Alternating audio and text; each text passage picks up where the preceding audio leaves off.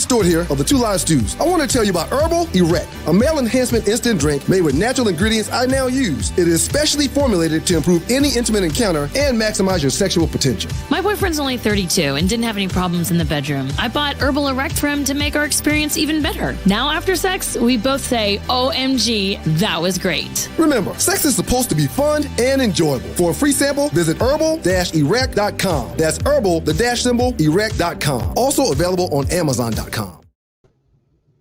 All right, welcome everyone to Late Night with BS3.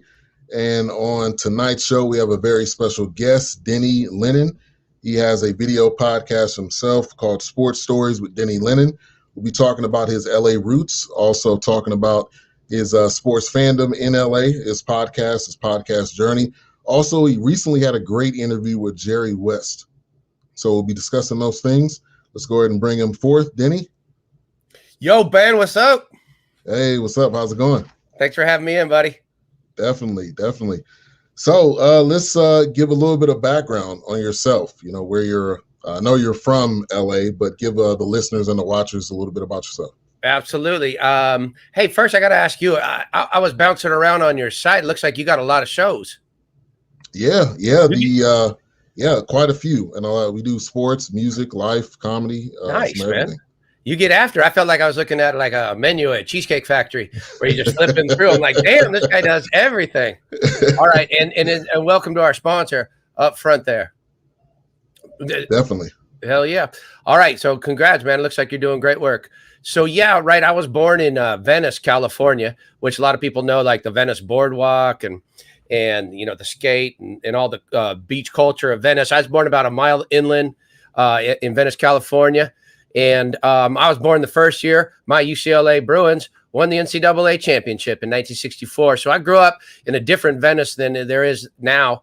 A little different, not as gentrified, but it still had these elements of post-bohemian kind of hippie world, but also had a great sense of community especially with my family, because I'm one of 60 first cousins, all on one side of the family. So we always had a built-in game to play and some fun to go through. And so that's where I grew up. Eventually my cousins and we put together this crazy volleyball tournament in the backyards of Venice. So you go in and out of 5 backyards, 3 front yards. And out of promoting and announcing that, I got identified by 2 organizations, one Women's Pro Beach Volleyball. So I started to travel with them and announce. And the other was the Amateur Athletic Union, an organization that used to run the Olympic movement starting, it was formed in 1888. And it ran our Olympic movement for a long time, but they brought me on in order to start doing beach volleyball. So those 2 things, just started my world. I was always an athletic director and a coach. And then from there, I spent a lifetime, 40 years coaching and being an administrator and running and developing a national beach volleyball program, all kind of sports and that. But the kids are grown, they're doing their thing. And I said to my wife, I got a great idea. I'm going to give up the salary and jump in to this world of video production. And thankfully she said, let's go.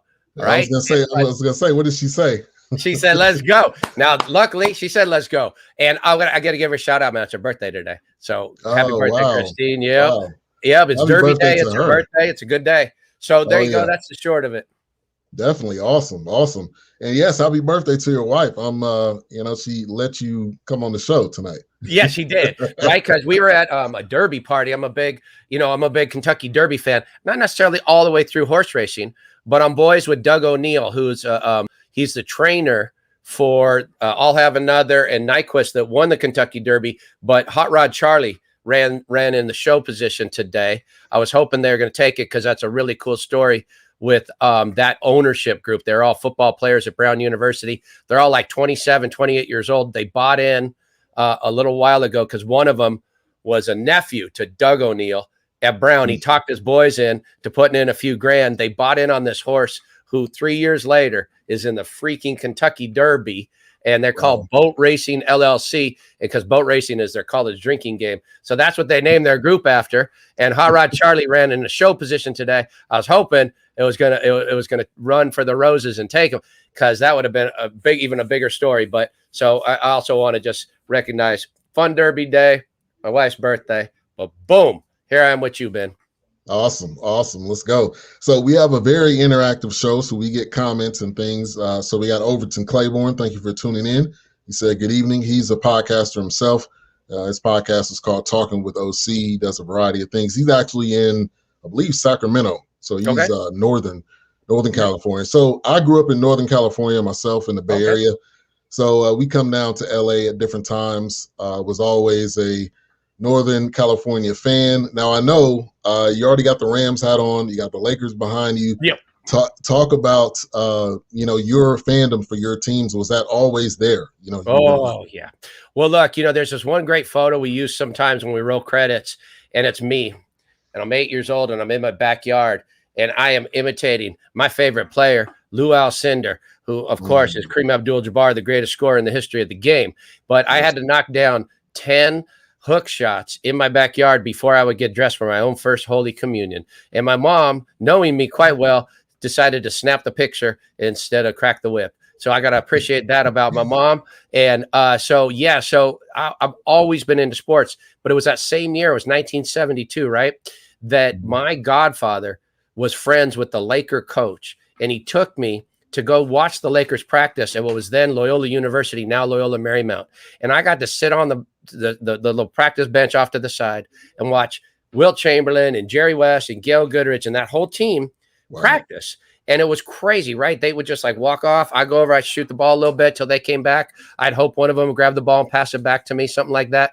And, some of the scrubs did, but, I could never get West or Chamberlain to pick it up. But that said, that's just cemented a love. I already had come to know what UCLA basketball was all about. I was a big fan of UCLA basketball. And then my Lakers, were cemented in my mind. And at that time, too, you just did what you did every season. So it was football season. It was the Rams. You're playing pickup football. USC football was the best, right? And UCLA basketball was dominating, and the Lakers were pretty strong. They won that championship for the first time in that 72 year. And then, of course, my Dodgers. Come on, I have Vin Scully, the greatest baseball announcer in the history of baseball, that got to put me to bed at night when I listened to my radio next to my bed. I mean, I had a really great situation growing up, listening to all these iconic announcers call these iconic games. And I had a fascination with sports all the way through.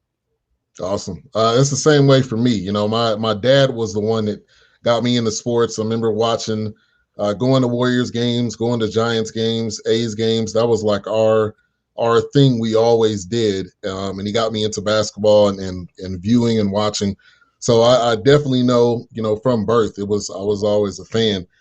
So let's talk about the journey of the podcast. You got started into the podcast. You already talked about that, but talk about how that journey has been, and then doing an interview with Jerry West. So I want to kind of bring it to that point, which I know goes like full circle, throughout your life.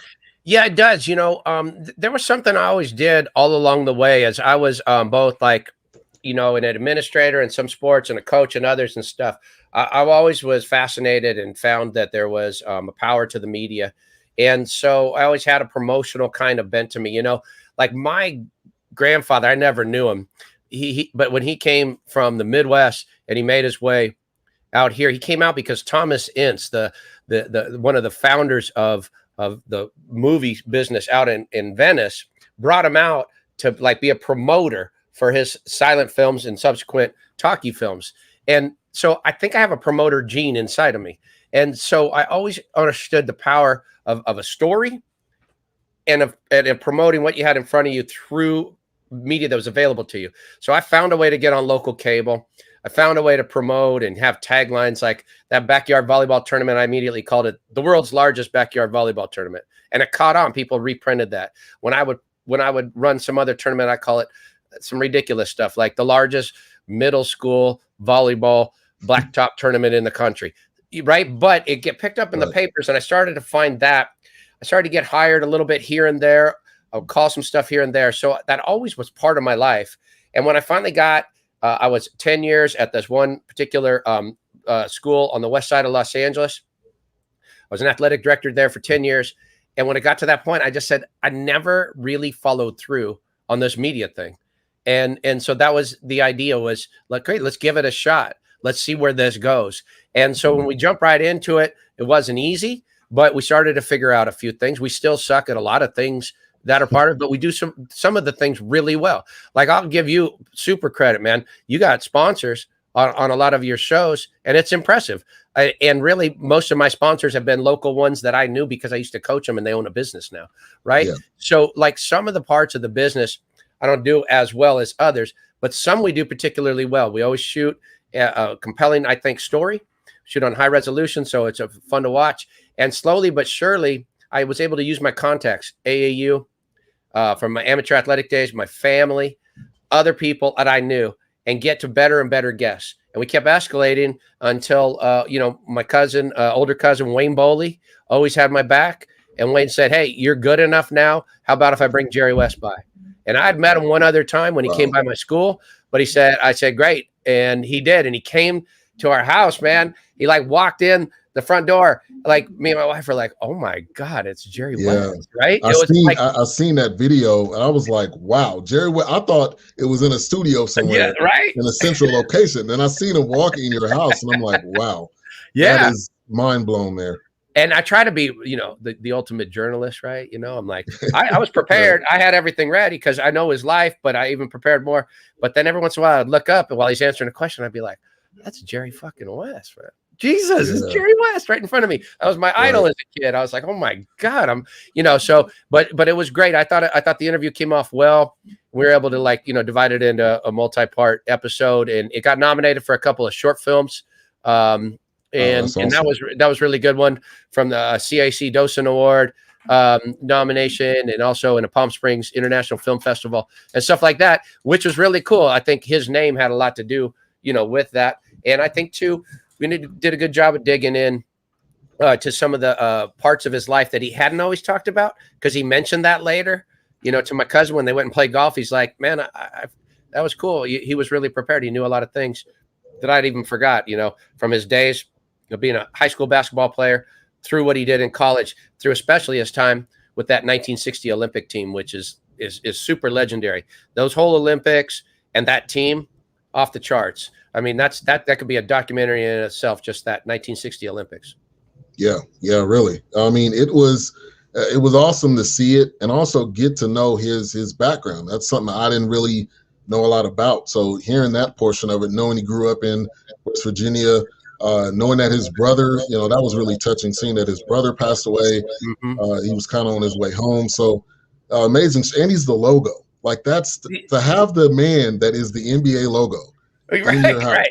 That is funny. I think I was talking to somebody later, and I don't know where I was. Might have been in a bar or something. And they're like, kind of like, what do you do? And I go, oh, I don't know who that is. And then I go, right over there, there's like a poster up on the wall that was NBA poster. I go, see that guy? That's the logo. That guy. And they're like, really? That guy? Yeah, that guy. Yeah. And I don't know if you heard what he said about that. He said, like, because the NBA has never acknowledged that that's him. They never publicly acknowledged it. Everybody knows it's him. Everybody knows what photo was taken by what photographer for the New York newspaper that did it, right? Right. They've never acknowledged it because they would have to pay residuals in some way. So they've always just said, well, it's an amalgamation of several different, whatever, NBA like, talk. Come on, NBA. Right. But he's always said, I wish that there was some kind of compensation for it, because I would immediately put that back in to redevelopment of basketball in needed areas, because that's the kind of guy he is. He's not interested in multiple billions of wealth or anything. That's not his game. His game really is about letting his story help people that might suffer from things like depression or anxiety, like he suffered through. His game really is about helping young people and moving some of those people forward. And I think he really was sincere when he said, I'd love to put that money back into areas that could use it. And anyways, so when people start to argue, Ben, they start to say, well, should the logo move to Kobe, or should it be this, or should it be that? I'm like, it'll never move, because they'll have to acknowledge who it is. Right, and then they'll have to pay. Right. They'll have to say, this is Kobe Bryant. I mean, and the thing is, though, let me give a couple of shout outs here. We have Mocha Bella tuning in. We also have Brandon's Sports Talk. Thank you for tuning in. Brando. We appreciate that. And, I think even with having to pay, like they have the money. Like the NBA, similar to the NFL, has boatloads of money. Now during COVID, have they lost some money? Yes, but they'll make that up within the next couple of years. So that's not even anything to worry about. Right. But I think it's interesting that they never I did not know that. I didn't know they never acknowledged it. That would make sense because he's one of your most famous players. He's still involved in the NBA. He's I know he's a special advisor or something with the Clippers. Yeah. So it's like what's the holdup? But that you brought up Kobe, and I wanted to touch on that. The Kobe, the great Laker player, passed away last year, which that's one of those deaths where I'll never forget it. I'll be able to tell where I was when it happened, when I heard about it. But just talk about, especially you being there as well, the kind of the legacy of Kobe, and if you don't mind telling that story, where you were when you heard about it. And, absolutely. Yeah, and it's a very personal and unique kind of situation, right? So I'll back up just a little bit. My boy Vaughn, he was born in '92. So by the time he's like 5-6 years old, Kobe is, ascending to a spot. And by the time, it's the year 2000, I have the highest seats at Staples Center as season tickets, right? And it's the first year that the Lakers are in Staples Center, and Kobe and Shaq, this is the year Phil Jackson comes, and they win the NBA title. Now, one of the games early in the season, me and my boy are sitting up in the 300 section there, which is at the very top, but he goes, Dad, you think Kobe will do a 360 tonight? Now, he's about 8 or whatever, and I go, Vaughn, that's something NBA players really don't do in the middle of a game. He goes, but he can do it. I said, I know he can do it. I'm just saying, like, they don't do that. Yeah. I shit you not, like within the first 3 minutes of the game, he picked a ball and he goes the other way and he 360 dunks. And Vaughn just turns to me and goes, I told you. Now, can you imagine being a bigger fan of an athlete that he does that for you at that time? Okay. So now come forward, another 20 years, and it's my son Vaughn's birthday. And I'm just about to call him and I hear the news. Wow.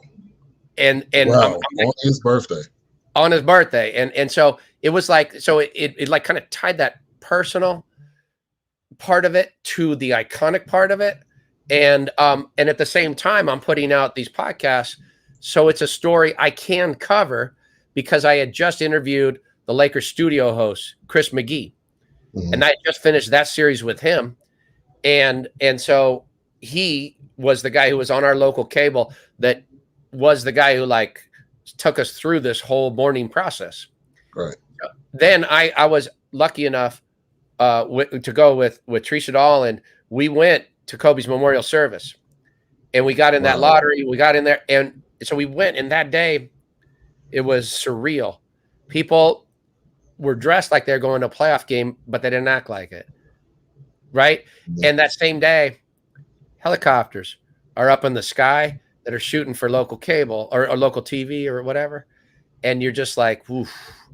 And then we get in there, and Beyonce and Sabrina.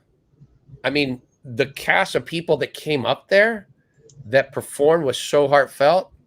Something else, man. So I thought we did a pretty good job of trying to relate that. We did a whole series on Kobe, relating his, on our series, trying to tie it in to all of the emotions that played out on different levels. Because I'm well aware that Kobe was a man that made some mistakes. He certainly was a personality of extreme on some levels, but he also was that guy that we stood in our living room and watched those Lakers, and we would yell out loud, "Save us, Kobe, save us." And Kobe would score 18 points in the fourth quarter and we'd win. That guy, he was something else. So yeah, he's a lot of things, but he certainly did touch a part of our city that I don't think will ever be forgotten. True.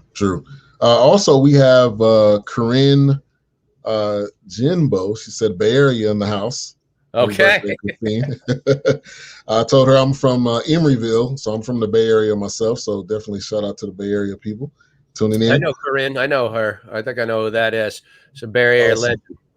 Yep. Awesome. Mocha says today would have been Gianna's 15th birthday. Wow.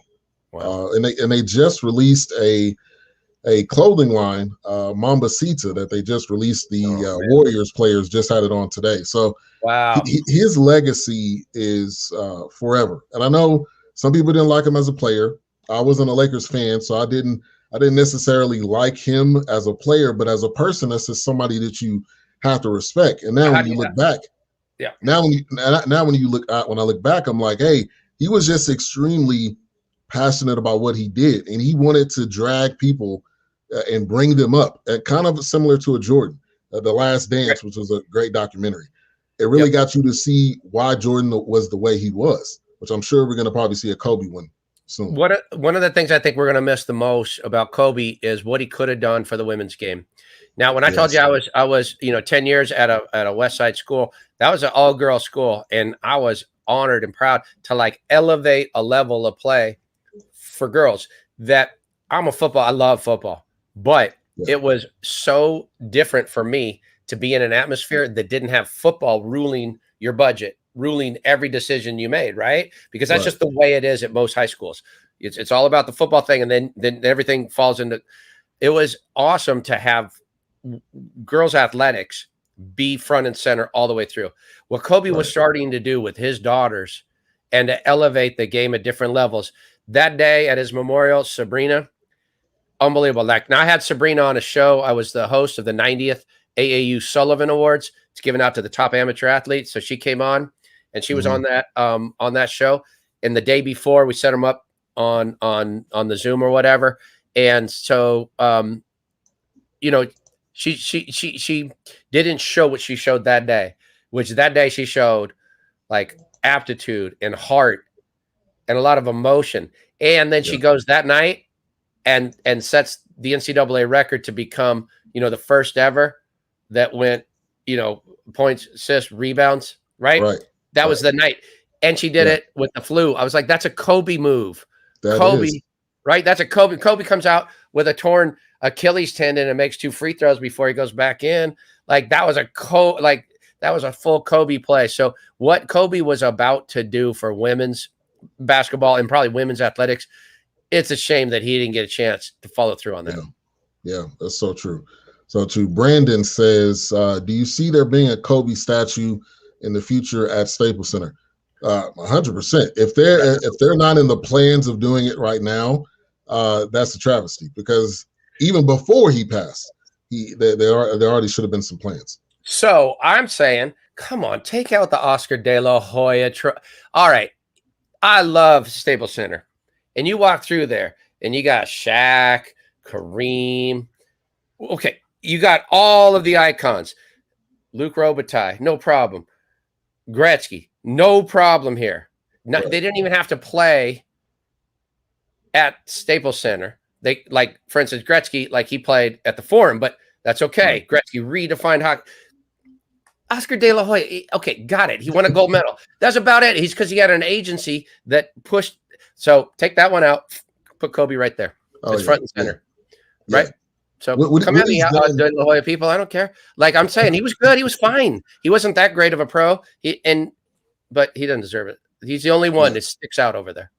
Oh yeah. And what Kobe's done for LA, period, like California, period, we can even say, is so monumental compared to Oscar De La Hoya of all people. But man, Kobe again is just one of those iconic players that we'll never forget.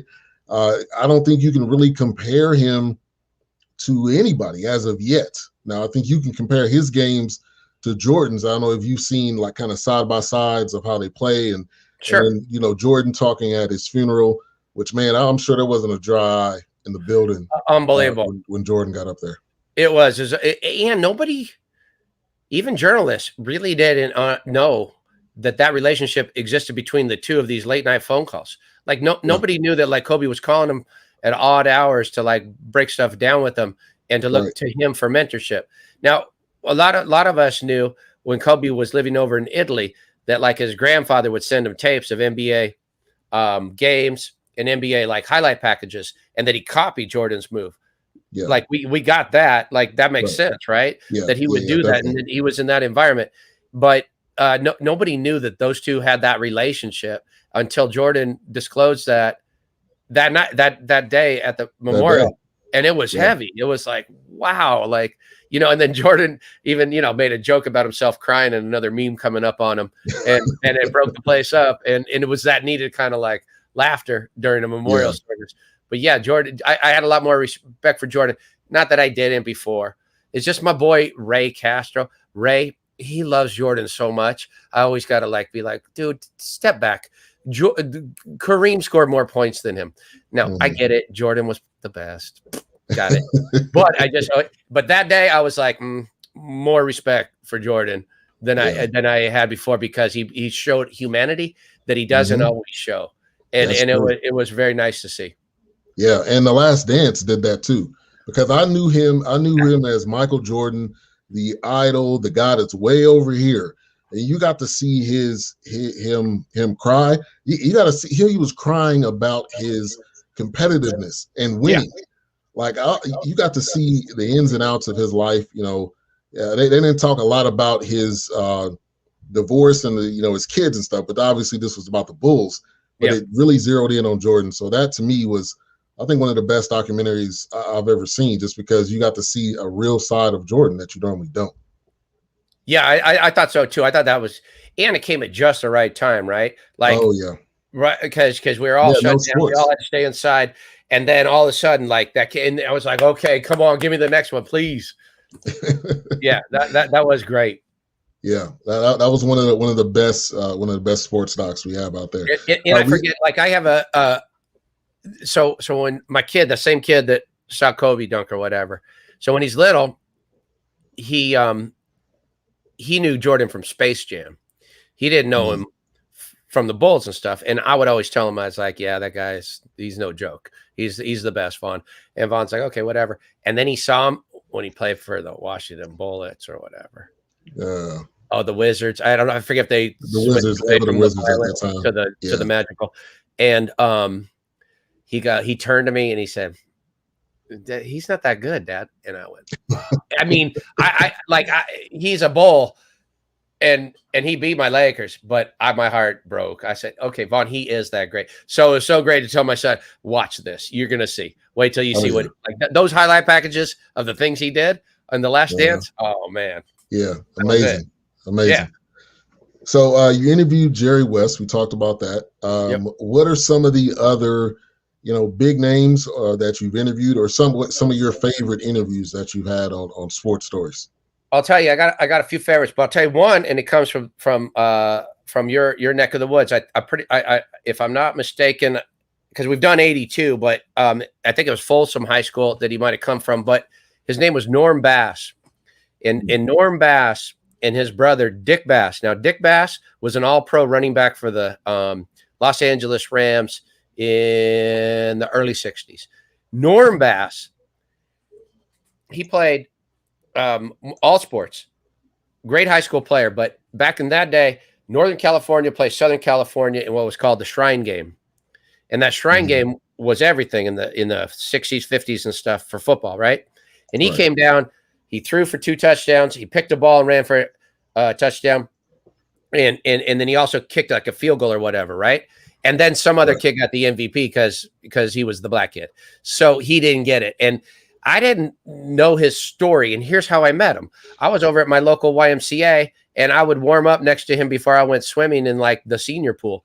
And I would sit next to him and I struck up a conversation with him. And then one day up on this YMCA wall, they put up this poster, said, get to know your YMCA members. And it said, first Black American since World War II to play pro baseball and pro football. I was like, wait, what? And so I go, Norm, what's the story in that? He goes, oh man, you got to look me up. I looked him up. I did some research. He's that guy. So he was so phenomenal as an athlete that he went to the University of Pacific to play football. He led the I think it was like the Frost soft team to like undefeated season, set all the records. Then the coach, of course, said, we're not going to let you play quarterback. So he took a job. So he took the Kansas City A's offer and went and pitched. It didn't take him long. He's in the bigs pitching for the Kansas City A's. He gives up a home run to Roger Maris the year he beats Babe Ruth's record or whatever. So he's in the Hall of Fame with that ball. And he has to say, but then at some point, he can't grip the ball anymore because he has an undiagnosed rheumatoid arthritis. Nobody knows this, right? So at some point he can't grip the ball properly, and they're relegating him to the minor leagues. He said, "F this." He goes and he tries out for the Denver Broncos and makes their team first string. He gets he plays one game for them. His body, it gets so racked from hitting and stuff, he doesn't know what it was. He's run out of what he does best by the time he's 26 years old. He's better. He takes a job in aerospace industry, spends his life. Family breaks apart, a lot of things, because he's not a happy man. Eventually, through his church, he finds his faith, but he also goes to the local park and he sees table tennis being played. He takes to table tennis.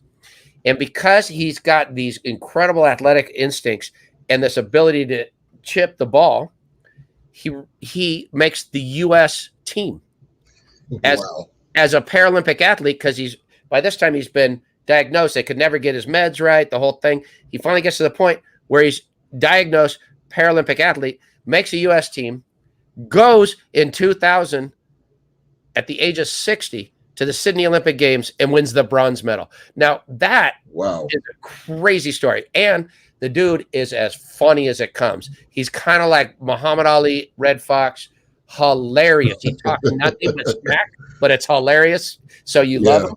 And he's the best. I think he's the most like unappreciated athlete that like people don't know about. Norm Bass. I love the man. He's great. He's 80, I think, one now. I still stay in touch with him, but we had a great interview. I set it up at the restaurant he likes to go to, right? And so here we are. We're all set up with our cameras at the restaurant. We've cornered off this table. They actually have a plaque up on the wall there that says how he was inducted into the U.S. Table Tennis Hall of Fame and stuff. He showed up, this is 20 years later, in the sweatsuit that he wore at the 2000 Olympic Games. And he rolls in. And, man, now that's a legit interview. That one I'm really proud of, because Norm was the guy. He dated Aretha Franklin. He rolled with Muhammad Ali. Red Fox used to come to his place. They had themselves, like this group, they called themselves the Black Pack, kind of like the Rat Pack. But they were like St. Elmo Square inside of Los Angeles, and they would have all the entertainers and athletes would roll through there and party with those guys. And he was right at the center of it. I mean, I desperately, I want to do a documentary on that guy. That guy is legit. So I always shout out my boy Norm Bass. Another one I did was Bob Klein, and I know a lot of people hadn't heard his name, but when I was a kid playing in my backyard football, I'd throw the ball up in the air and dive and catch it. I pretend like I was him, the tight end for the Rams, Bob Klein. But he also was on that 67 USC national championship team that had O.J. Simpson on it, the one that went undefeated. So Bob Klein went to 3 Rose Bowls. He was tight end for the Rams. And then he went to the Chargers when Don Coryell took over and created the Air Coryell. He played on the first NFL teams ever that would use a double tight end wide set. And he was part of that whole evolution that moved towards, that they would pass more than run. Like he was on that team. And so he was fascinating to interview. So those are a couple that I think are kind of like people don't always know that name, but they're really interesting stories. Yeah. Wow. The Norm Bass, man, that's what I'm going to go back and listen and watch, because that's an amazing story. That would be a great documentary. How he went from different stages of sports, and was still successful. I mean, at the end of it all, won a bronze medal at the Olympics. Yeah, right. Yeah, he got to meet Bill Clinton, and when he met Bill Clinton, president, and Bill Clinton had kind of heard he was a character or whatever. So this is after Bill Clinton had the Monica Lewinsky thing or whatever. So Norm comes up, shakes his hand, and says, "Hey, man, I want to see the Oval Office. I want to see where it went down," like that. And Bill Clinton started cracking up. And Bill Clinton's like, okay. And the Secret Service comes over and Norm's like, hey, we're good. We're cool here. And then Bill Clinton goes like this, "We should talk later." Hilarious, dude. Norm is the best, man. You gotta see, like, it's he tells all of his stories, and he faced bigotry and he faced circumstances that were outside of his control, right? But all of it, he's not better. He has this fun edge to him. And then he constantly will tell you how he was going to beat you, and then he would beat you. And I love that about him. Like he's hilarious. Yeah, that's a good series. I'm like as you can tell, as I talk continuously on your show, I'm proud of that Norm Bass one, man. Norm. Oh yeah, yeah. There's always one of those interviews that you're proud about, and I've been podcasting for 6 years now. Okay. And it's grown, but like you said, it's I think it's a great community, number one, but it's a journey. It's not something that just is going to happen overnight. And I think one of my favorite interviews was, I'm a North Carolina Tar Heels fan. Oh, okay. So I interviewed one of the former players, and one of the guys that I watched growing up, Dante Calabria. Okay. He was back in the days with Rasheed Wallace and those guys, and it was pretty special because it's like you watch this guy growing up, and then you're like, wow, you're interviewing him. So, it's a lot of special moments. But the Jerry West again, so we kind of go back to that, was an awesome one.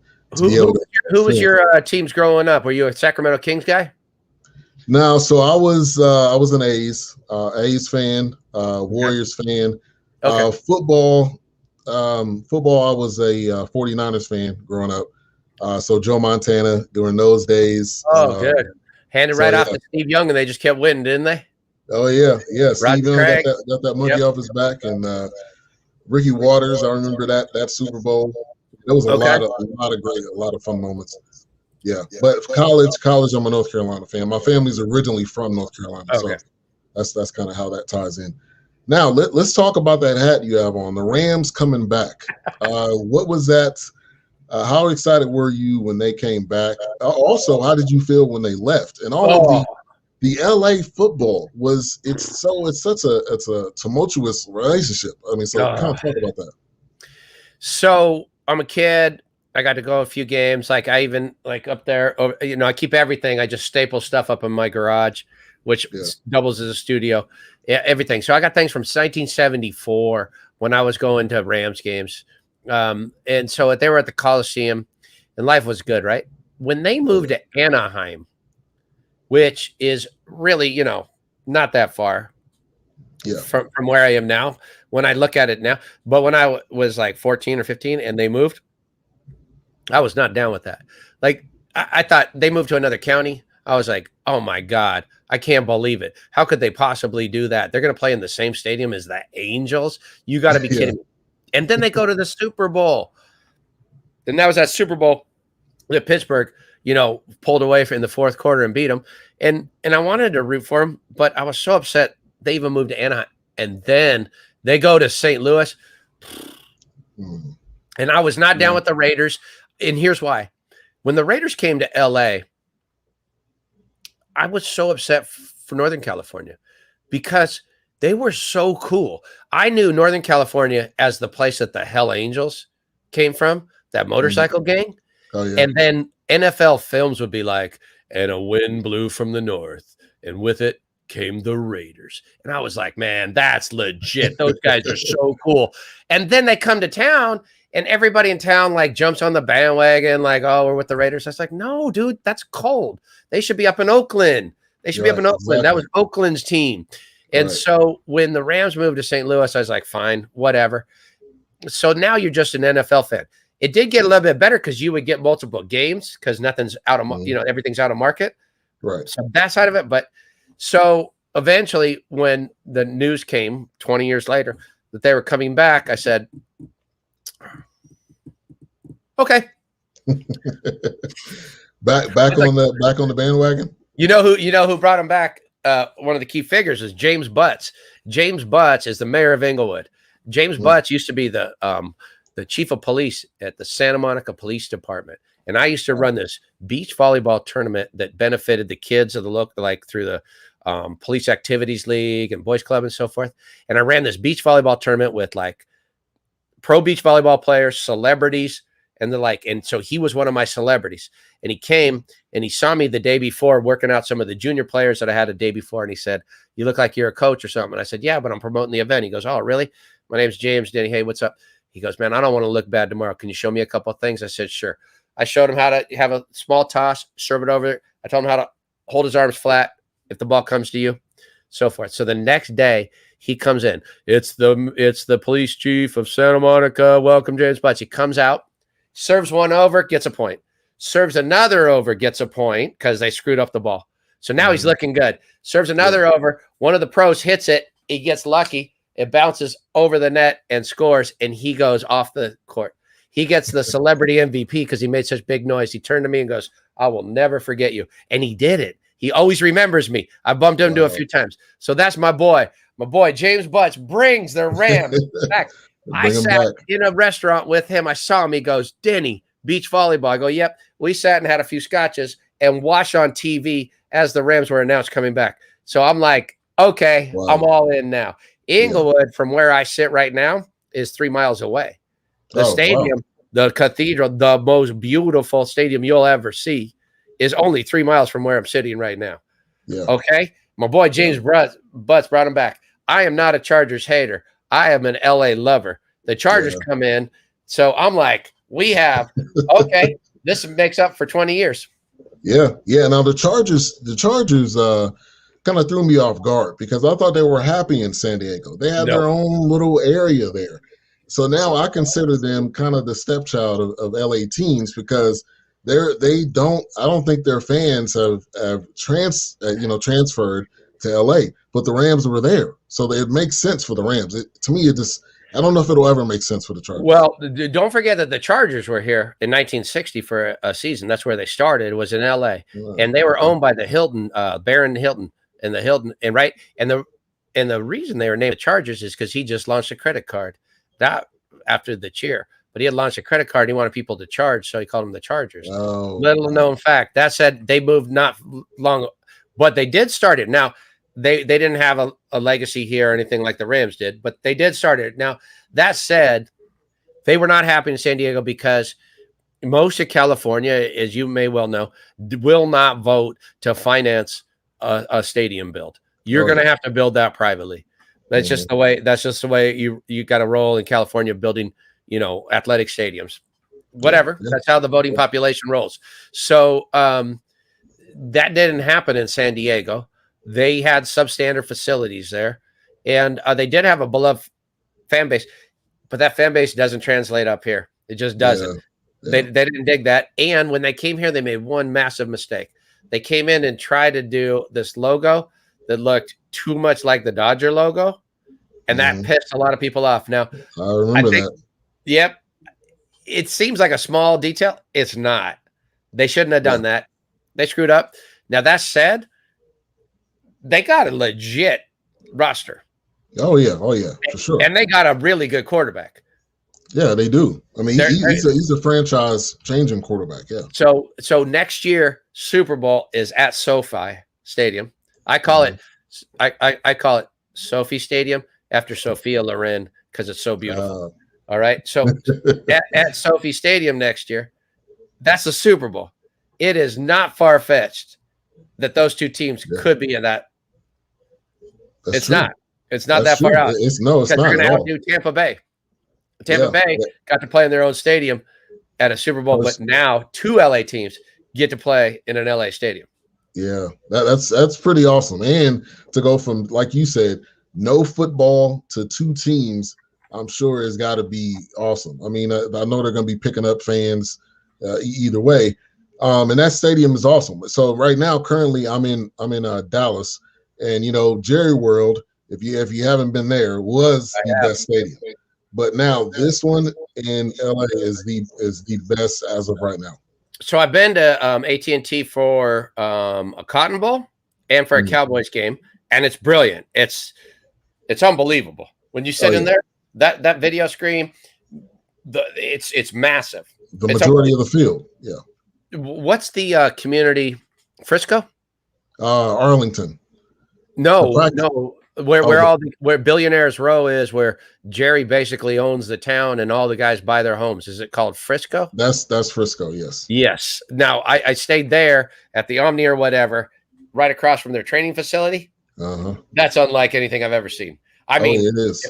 If I'm an NFL free agent and I come and I go to that facility, they have an indoor they have an outdoor.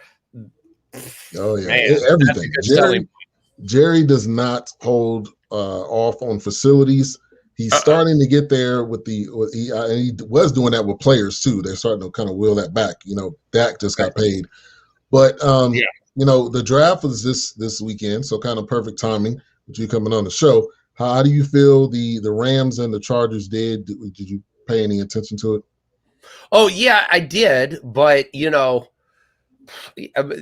Rams took the Rams did what they had to do. Look, the Rams haven't had a first round pick in 5, and next year will be 6 years. Because they've leveraged everything to win Super Bowls. Which those of us in LA, here's the thing. Here's why the Chargers might fit in, or they might not. If in LA you win, then you're going to get a crowd. You're going to get a crowd. But if you don't, you get lost in the shuffle. So it's always a battle for every team in LA to win. And so the Rams, by trading, Jared Goff and upgrading, theoretically. Yeah, I would say that's an upgrade. Yeah. Yep. And they haven't had a first round draft forever. So they picked up, I guess, a receiver right out of the gate. It's hard to say.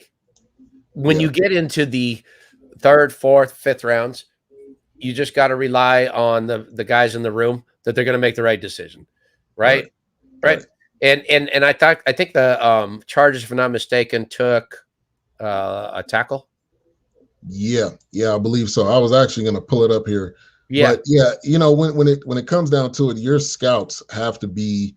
This is where they make their money. This is where they show how their skill and what they have. Because if you continually don't pick the right player, you're eventually going to lose your job. So Ben, here's what's crazy, right? When I was a kid, most important players kind of were the quarterback, but certainly the running back. Oh yeah, certainly a receiver that could catch a ball, right? Okay, they don't they're disposable now. Now you got a quarterback. And then the next best thing you get is an edge rusher. And then it's probably a left tackle. And then it's probably a shutdown corner. When you get that, that's your thing now. And so I liked when if I'm not mistaken, I think the Chargers picked up a left tackle. Or maybe it was a left guard. They did, yeah. Left tackle first. Rashawn Slater out of Northwestern. That's right. And Northwestern had a good season. And so when I saw that, I was like, nice. Yeah. Every team in LA, and I know I'm not trying to sound like a super homer because I try to keep a level head. But think about it. Dodgers they're spending. Lakers, they spend. The Rams are spending, and so are the Chargers. So nobody's backing off. Yeah. Right? Nobody's backing off. And look at SC and UCLA basketball this year was good. Now we got the only thing SC and UCLA got to worry about is football, and that's going to be hard to compete because you got Alabama's going to be Alabama for the next probably 10 years until Nick Saban decides he don't want to do it anymore. That's why that Mac Jones to the Patriots made perfect sense. Oh yeah. Because Mac and the thing of him going to San Francisco, I knew was a smoke screen from the beginning, because Mac Jones. I told somebody this. Mac Jones is what he has is right now.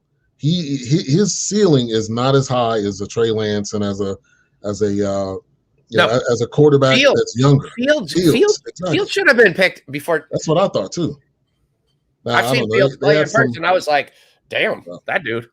He's unbelievable. But Matt Jones going to Patriots is perfect. That's maybe could be a Tom Brady 2.0.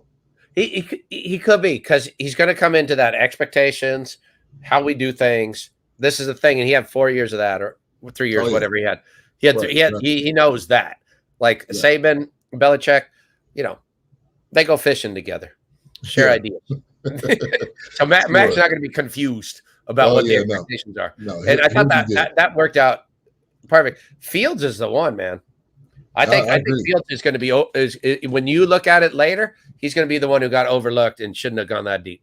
Yeah, and he's going to be the one with the chip on his shoulder for sure. Yeah, throughout this entire next few years. Now, over your shoulder, you have the Lakers banner there, poster, which there, you got the basketballs too there. You like this? Jerry I West like signed that. ball. And this one I'm particularly proud of. It says, to Coach Lennon, best wishes, John Wooden, UCLA. I'm as big as a John Wooden guy as it can get. That's pretty awesome. Most of the other stuff up here is only significant to me and my family and extended people because, right? Yeah. But those two, those are good ones. Oh, yeah. Brandon says Mac Jones will be a starter day one. Possibly. They still got Cam Newton there. Yeah. We'll see. I think Cam Newton's going to start early. But Mac Jones is going to start at some point next year for sure. There's no doubt in my mind. Now, with the Lakers and the way they're constructed right now, obviously with Kobe, with adding Andre Drummond, what's your feel on this team? They won a championship during COVID. Some people saying, it should be an asterisk, which I don't say that at all. This is probably the toughest season that you have to go through. And the Dodgers, and nobody should be talking their smack on the Dodgers either. Yeah, no, they did. I mean, championship's championship. That banner will hang. I like how you had a Freudian slip there and said Kobe instead of LeBron, because LeBron is that kind of transformative player. Yes. And last night we saw LeBron finally came back last night for a game, and he looked pretty good. He did fine, even though they dropped one to the Kings, I think. And AD's looking like AD. Look, they're going to take. Here's the thing: they just got to stay out of that play-in tournament. Oh yeah, right. Because if they drop to 7, and they have to do that 7, 8, 9, 10 thing, that's an extra week that they don't get to practice together, rehab together, and the like. Because that's a whole week. That whole 7, 8, 9, 10 thing is a whole week. So as long as they hang into that 6th spot, they'll win the championship. Yeah. Because LeBron does not fuck around. No, when it's playoff time, he's a different person, and he's getting older too. And he's smarter. Who can push back on that? His whole life, he's been in the finals every year. If you grew up with LeBron in the finals, if you're like 20 right now, all you ever know is LeBron's in the finals. That's all you know. So who can push back on? And then AD. He's fine. He's just playing himself back into shape. And Andre Drummond is great. And Andre Drummond will benefit a lot once he plays a little bit more with LeBron in game repetitions, because LeBron's an unbelievable passer. And Andre runs the court like he means it. And so he's going to get so many easy buckets that the ones that AD gets. He's going to get so many of those easy buckets just by running that court. And then everybody else. So when I was a kid, Magic was so good at controlling the flow of the game, right? And then he had Kareem in the post, and you had James Worthy, who would slash to the hoop and score. The guy who looked like an all-pro all the time was Byron Scott. Well, he had 14 seconds to line up his shot because nobody was paying attention to Byron. So he's bam. So Byron was looking great. That's why KCP, Cruz, all the other shooters are gonna their percentages are gonna go up, because you got to deal with AD, if not him, Drummond, and then you got to deal with LeBron. And when LeBron gets pissed and he just goes to the rim, it's over. Nobody ever stops him. They can't. Even if you get in his way, he's just going to run you over. And you won't have time to get placed, or you won't have time for a charge, because he'll just bulldoze you. Yeah. He just comes in. Yeah. So I don't see them getting stopped if they get that 6 seed. If they fall to 7, it's a little interesting there. That can get tricky. Whether it's one-off game. Yeah, as long as they're healthy, I think they're definitely going to repeat. And you made a great point. KCP, I used to be critical of him because I didn't know why he was on the team, but that's the reason he's on the team, is to shoot open jumpers that and play defense. That's it. We don't need you to do anything special. When we pass you the ball and you're open, hit the jumper. And then added Andre Drummond, all they need him to do is rebound and slash to the hole and run the court. That simplifies the game for all of them. Everybody also focuses on offense a lot, right? They focus on offense, their sets, who's getting the shots and stuff like that. But it's just as important, in any coach will kind of tell you this. It's like it's just as important to get repetitions playing together on defense. Right. On your switches, on what's important, what's not. Like that's just as important as your offensive sets. And they need a little bit of time to get those. So what do they got? Like 9 more games or something like that. They need that extra week to get that time to set their defense. Because as much as everything else won that title for them last year, the number one thing that won that title for them is they played really good defense all the way through the playoffs. Oh yeah. And they played against a really tough Heat team with he was good. Jimmy Butler playing his best basketball ever. And hearing his backstory for me was pretty special, just to hear how he got to the league and how he got to Marquette and with the Bulls and everything. Yeah. So and he looks like Jamie Foxx. Come on, he looks exactly like him. Like when you go hearing his backstory, I was going to say, oh yeah, his brother died when he was little. And then he grew up and became a great piano player, and they called him Ray Charles. No, but like great, but he does. He looks like I didn't really realize that. I'm gonna have to look that up just to do a side by side. But just I like his game too. He's legit. Just like Rick Carlisle looks like drawing a blank. Jim Carrey. Do that comparison. Yes, he does. He does look like him. Do that comparison. Yep. That kind of and our general manager is was Kobe's agent. I'm drawing a blank on him, but he looks like Rob Lowe. He does. He does. Except with black hair. I know you got black hair. Yeah, he does. So before I wanted to touch on the Dodgers for a minute, but before we do that, what's a player that's kind of a young up and coming player that we all need to kind of watch out for that you're paying attention to that's not on the Lakers? Wow. That's a good question. I'm going to go what's going to go into the draft.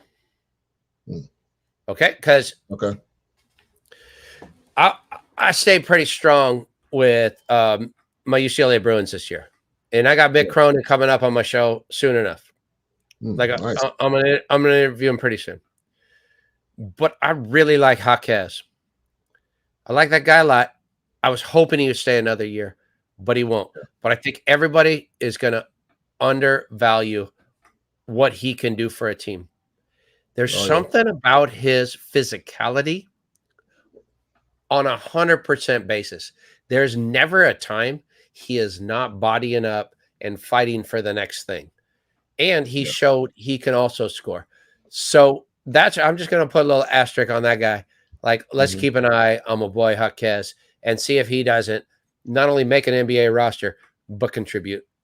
Yeah. And UCLA caught me up. They caught me off guard. I was not expecting them to be that good, but they showed a lot of people and, the coach too, coming in and coaching these guys up, showing that they're going to be a name or a team to continue to watch for the next couple of years. I have a show that I've already interviewed that'll come out as a video podcast, and it's with David and Dana Pump. And for those that know the world of collegiate basketball from 10 years ago, know who these people are. They're very influential. They redefined how elite basketball was done on the West Coast. Then they got in the hospitality and ticket game, and now they're in the foundation game. They're these twins that are pretty incredible story about what they did. And these guys kind of like reset the game for California, Southern California in particular, elite AAU basketball. All right. So most of the elite basketball was coming from other areas, and California had the talent. It was scattered. It wasn't developed. They reset it. And somebody came in on the backside of them was the Compton Magic. And that's my boy Etop Uma Emma. And he started the Compton Magic out of this neck of the woods, right? Yeah. On that team was 4 guys that made the Final Four or whatever on one team. That I point to, because I interviewed Etop, I kind of point to that time as resetting of the talent base in California.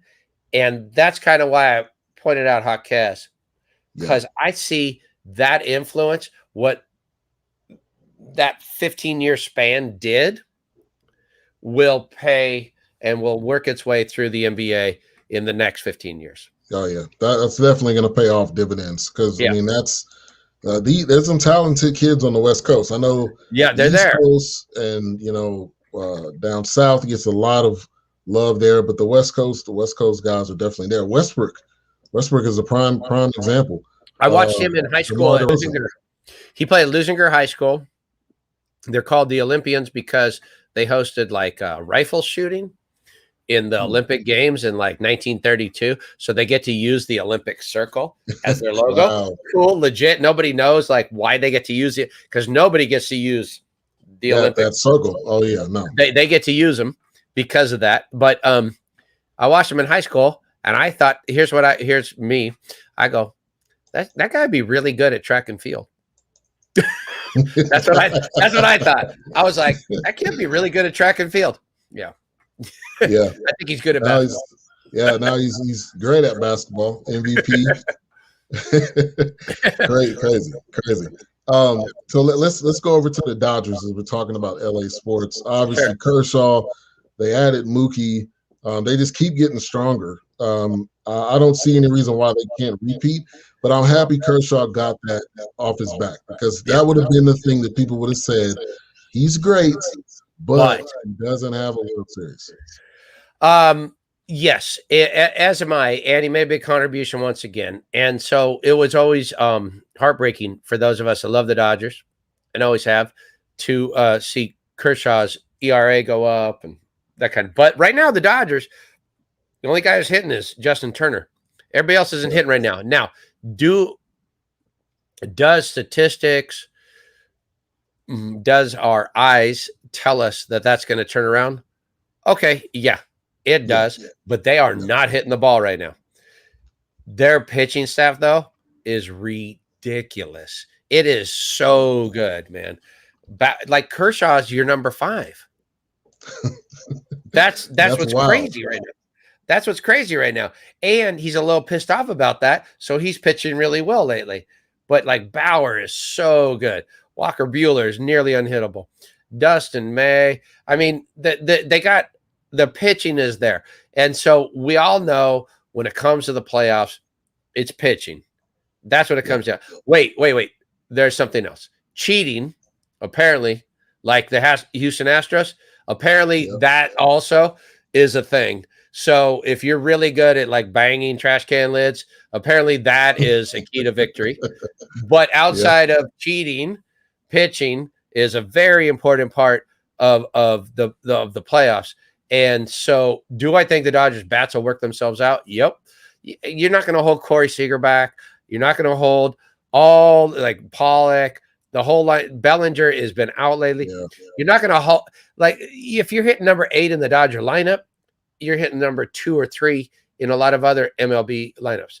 So I got a feeling that'll come back. They're just going to be, fine. And then the pitching is what's going to take them to, unless, of course, Houston is once again allowed to cheat all the way through and then face no repercussions. In fact, the MLB office will say like this: nope, we know they cheated. However, nobody can throw the baseball at their heads or their bodies, and we're going to protect them as well.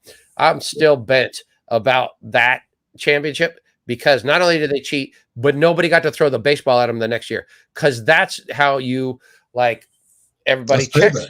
That's payback. And then MLB came out and said, like, don't do that. I was like, wait, what? No, that's the whole thing. Like, if you're cheating. The rule. That's the rule in baseball. That's the unwritten rule. When you do something, they're going to throw at you the next inning. That's how that works. The last time the Houston Astros had any sense of sportsmanship was when Bob Watson started the "Let Them Play" chant at the Houston Astrodome, and the Bad News Bears got to play an extra inning and finish off that movie. Outside of that, the Houston Astros have been, they've just been cheaters. Yeah.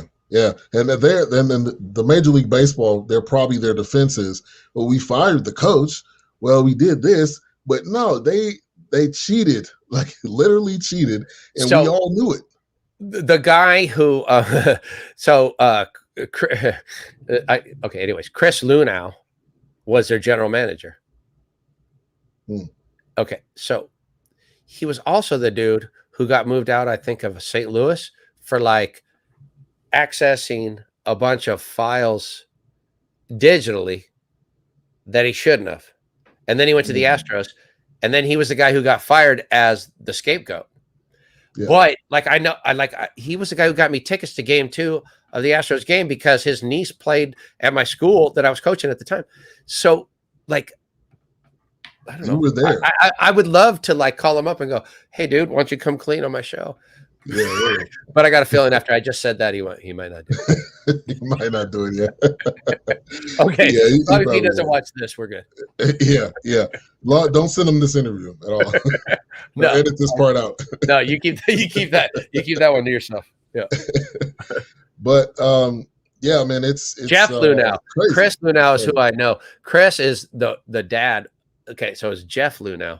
It was Jeff Lunow who cheated at 2 franchises. Yeah. Chris is into some other stuff. Hilarious. Okay. Definitely. So we have Denny Lennon on the show, Sports Stories with Denny Lennon. Great time on the show tonight talking about LA sports. Anything else you wanted to touch on or talk about while we're here?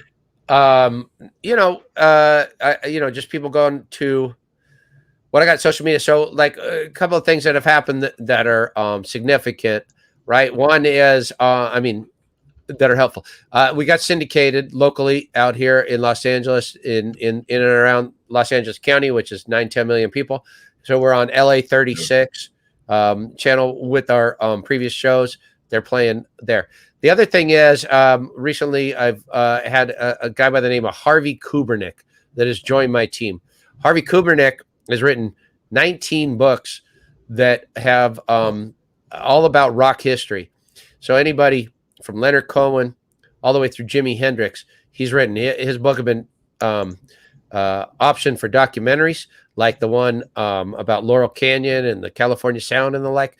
And he's joined the team to kind of provide an extra element to what I'm doing. So he's releasing periodic articles of his that are music oriented, but are on my website. So recently we got the early release on how the Grammy Museum is opening up a Motown exhibition, a Motown exhibit, right? So we put that on our site, and pretty soon we'll have something about Crosby, Stills, and Nash and Young, and he's helping move us forward because I really see, as you well know, because dude, you do all these different disciplines. There's a synergy between music and television and film and sports that we all kind of like know as entertainment, and right. Any and all of those can intersect at any time. So that's my boy, Harvey Kubernick. And I just want to say out loud for the first time on a podcast, like, welcome to our team. He's putting more and more stuff on our site at sportsstoriesdl.com, sportsstoriesdl.com. He's putting more and more stuff on our site. That's pretty legit. Like, it's coming out about the same time that the publications are putting them out. Awesome. So yeah, those are a couple of things I got going. Awesome. And you can see the website scrolling down below, sportsstoriesdl.com. And you made a good point. Sports, music, movies, they all coincide together. Like you brought up Bad News Bears. That's right. Like, that's a movie I still remember, and I watched that when I was probably 10 or 9. The original one, it's the best. It's so inappropriate by today's standards, but that was my high school. I mean, that was my little league experience. That's like my coach, man, come on. Like, that was my experience. So I get it. And it's kind of funny. Like, you can get away with so much more of what on a movie that you're replaying now on the old stations than you can do if you're doing a new show. And that's anyway, true. Yeah, that's true. But yeah, music and movies, they all coincide together, and sports too, because sports and music just coincide so well. And that goes to a point. Kobe, the documentary that he made, that short documentary, that was amazing, and that had those aspects into it. So really looking forward to the content. Glad that we met. Glad to get you on the show tonight. Same here, make buddy. Sure to go to the website. Would definitely love to get you on the show again in the future as you're continuing to do great things. Yeah, same, and congratulations to you. I saw what you got going on your end, and that's awesome to see. Awesome. So Denny Lennon, you can go to the website down below there, Sports Stories with Denny Lennon. Also, in what you see on the screen by his name is the Twitter handle, I believe, Sports Stories DL. That's so me. You can find that there. Also, go to the website. All the avenues of social media are there. And thank you for coming on tonight. Love it. All right. Appreciate you, Ben. Thank you. All right. No problem. Have a good one. All right. That was Denny Lennon, Sports Stories with Denny Lennon. Man, a pretty awesome podcast. When I seen that video of the Jerry West interview, I was blown away because Jerry West, obviously, we know the logo, but also we know a lot of things that he's done outside of him playing, being a GM, being a part of different organizations. So he was a really great guest to get on tonight. I'm glad we'll be able to do this. Like I said, love to do it in the future. So just to give you guys a little bit of what's coming up on BS3 Radio. On Monday, I'll be recapping the Creating Our Minds Undiscovered League. That'll be week number 19. And actually, not Creating Our Minds, but the Louisville Leopards are part of the TBL. Be talking about that on Monday. Also, the forecast with myself, A-Trap B, Wilkes, and Doc. We'll be coming on early on Monday night. We'll be doing that show. We'll be talking about Exterminate All the Brutes, part 3. So we'll be doing that. And thank you everybody for tuning in tonight on YouTube, Facebook, Twitter, wherever you're tuning in at. Thank you to Brandon, Sports Talk. Thank you to Mocha Bella. Thank you to Overton Claiborne, all of those watching or viewing this afterwards. We definitely appreciate it. And today's show, as you've seen earlier, is sponsored by Herbal Erect. I'll play that interview, that clip, as we get out of here. We'll be back on Monday right here, same time, same channel, BS3 Radio. Thank you for tuning in. God bless. God is love. Peace.